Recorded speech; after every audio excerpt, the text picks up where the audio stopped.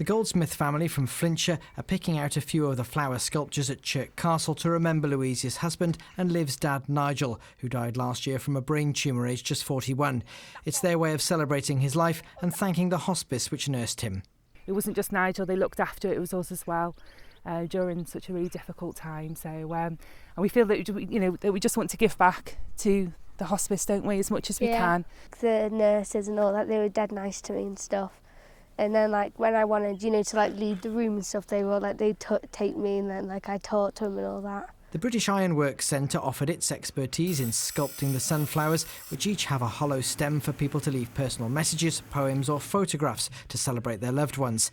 A team worked through the rain to plant them all in the grounds of Chirk Castle. I got the idea from the poppy appeal at the Tower of London, but obviously it's on a much smaller scale. But the sunflower is such a happy flower.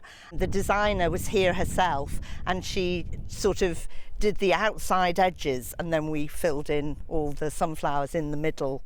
I think of it as a smile. Nightingale House in Wrexham has 12 inpatient beds and a unit for 15 daycare patients. It costs £3 million a year to run and relies largely on fundraising, which helps them tailor services to suit each patient's needs. I think a lot of people have a fear of actually walking into the building of the hospice, and I think what's important for us is that we actually move away from that. Yes, people do come here to die, and that is part of hospice work, but also we have people who come here to enhance their quality of life while they're living with a life-limiting illness. 52-year-old Jane Lewis from Wrexham was diagnosed with an aggressive form of bowel cancer last year. Despite treatment, she died within 5 months. Her husband Mark is commemorating the first anniversary of her death by buying sunflowers for himself and his children.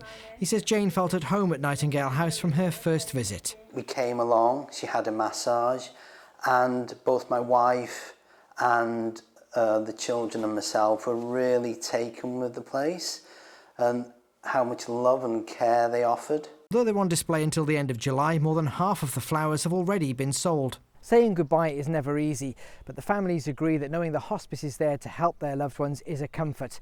And having a way of celebrating their lives can make even the darkest days seem a little brighter.